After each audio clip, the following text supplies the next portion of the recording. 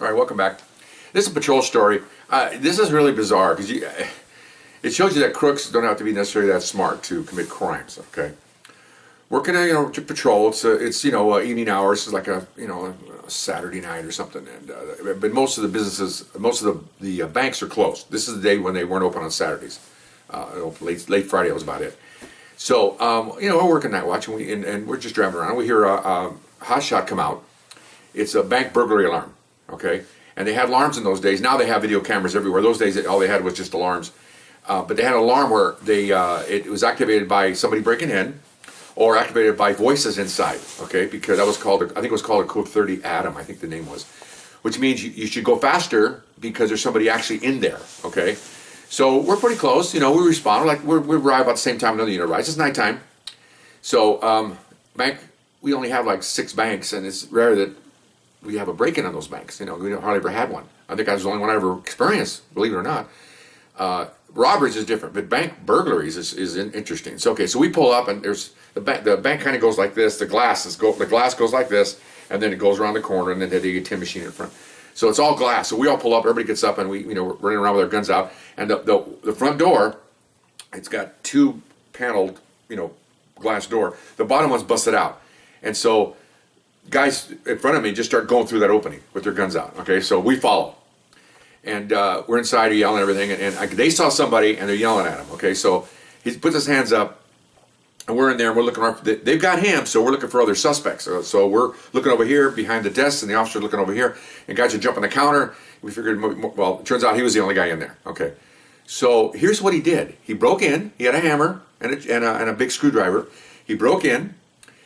A couple of the drawers were pried open, but there was nothing in them because a bank, they put their money in the vault. Okay, and then so the bank detectives, or the detectives that handle these robberies at night, rolled. So they pull up, and by that time the bank employee was called, and it comes out and he opens up the door so you don't have to go through the glass. They open the doors up, and we're there about maybe 45 minutes. We're walking around, and in the meantime, a couple of guys walked over and they called the sergeant. Look at this. So we look over. Well, those big, humongous frickin' vault doors, look like Fort Knox.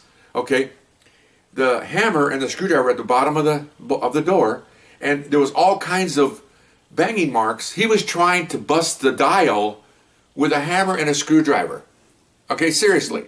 I mean, you're going to need nitroglycerin or dynamite to open up that stinking door, and everybody's just laughing. Or look at this. So they just get there, and they're just shaking their heads. So they're taking pictures of it, and it was bizarre. Everybody's laughing. This poor guy's he's a heroin addict. He's about his mid-30s, not in good shape.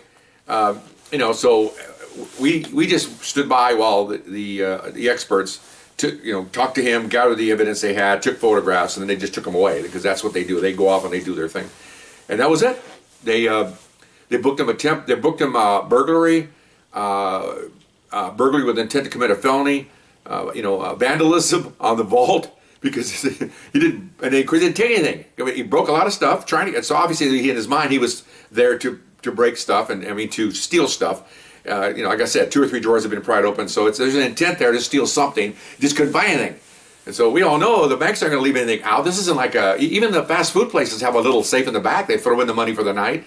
So anyway, goes to show you, he was under the influence too. It didn't help any. So anyway, you never know. I mean, a screwdriver and a hammer? Seriously. Okay, we just all laughed, and he didn't appreciate that. He was a little bit high anyway, so again, I wasn't a narcotic expert at the time. I was a very young, had about 3 years on. I don't know anything about that stuff. So, but they were all saying, the senior guys were saying he's probably high.